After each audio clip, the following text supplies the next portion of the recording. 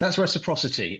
In my kind of back of the packet initial calculation, that is the response that you would expect in a, in the olden days, we might have called this a kind of a tit for tat response, but we're on the edge of a much bigger global trade war here. Beijing has accused the United States of bullying as Donald Trump introduced a 104% levy on Chinese goods entering America. This morning, additional U.S. tariffs on the 60 countries deemed by Trump to be the worst offenders came into force. China's foreign affairs spokesperson urged Trump to demonstrate an attitude of equality, mutual respect and reciprocity. Well, joining me now is Robin Brant, former Beijing correspondent for the BBC. Hello, Robin. Hi, Hugo. Put this into context for us. How important is this sort of trade for China? Does this mean that US-China trade will effectively stop? Well, look, China doesn't want instability. It doesn't want turmoil in the global economy like everyone else, pretty much. But in terms of the numbers, exports to the US account for about 2% of China's economic activity. So it's a relatively small number. These accusations of bullying are justified, but, talk to people in Australia's wine industry, talk to people in Sri Lanka's port industry, and they'll tell you about bullying tactics deployed by the Chinese as well. But I think the overall attitude, if we look at some of the messages coming from both the official spokespeople in Beijing and also some of the narratives coming out of state-controlled media, that's always an important voice in terms of what the leadership thinks.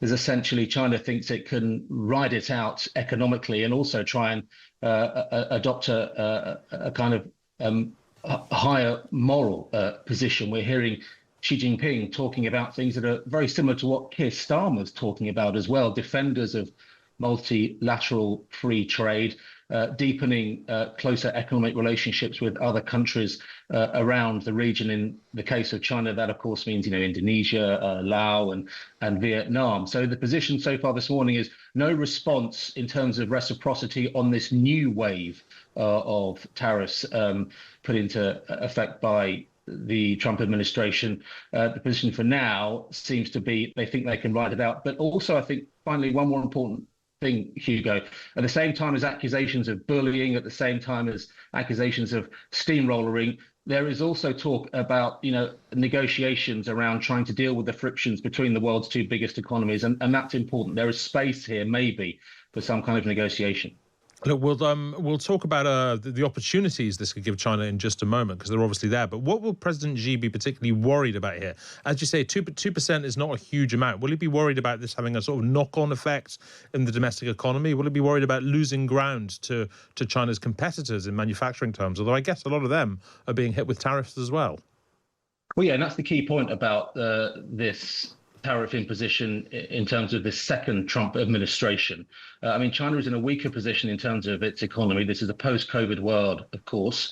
Domestic consumption, high youth unemployment, a collapse in the residential property market mean that China's economy is far more fragile than it was first time round back in 2016. And the Trump administration hasn't just targeted mainland China, as you just alluded to, it's also gone after the supply chain. It's gone after Vietnam, Indonesia and Laos. There are companies that I visited back in my days reporting from China, a company called TP-Link, for instance. They make Wi-Fi routers. They're in millions of homes across the world. They were just shifting out from mainland China to Vietnam. Part of that was about keeping the costs down. Part of that was avoiding the tariffs. This time round, that is not the kind of move that companies in China are going to be able to do to try and escape what Donald Trump is imposing on them.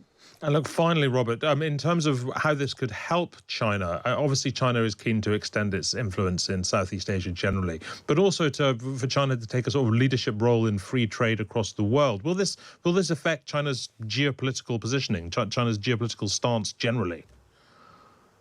Well, look, so for now, Xi Jinping, as I said, using similar language to Keir Starmer and other leaders who have fallen victim to this, is talking about being defenders of free trade, deepening economic ties with other nations close to them so they can try and embolden themselves in terms of a response to these tariffs. But look, longer term effect on China may be that it actually does drive China's economy to shift away from being export led and to be more about driving domestic consumption. That is something that for a long time critics have said China needs to do. One other thing as well, the bigger picture here, maybe there is a bigger grand bargain on the table for China and the US, and that's trade, tariffs, and Taiwan and everything. Robin, I'm sorry to interrupt you, but we're just hearing right now that China is going to impose 84% tariffs on US goods, whether that's 84% on top of what they're imposing at the moment or 84% altogether. We're not quite sure, but we'll have that. I believe it's going to be 84% extra, but we'll confirm that a little bit later. So that's quite a fight back, right, Robin? That's reciprocity.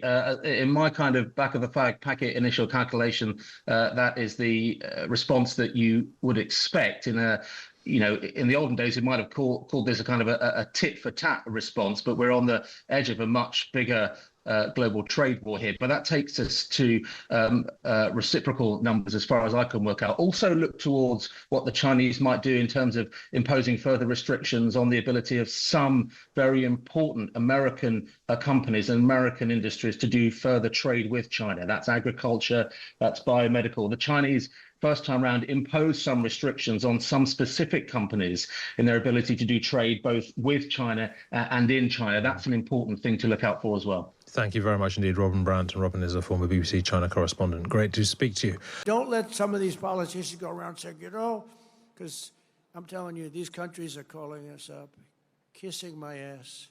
They are dying to make a deal. Please, sir, make a deal.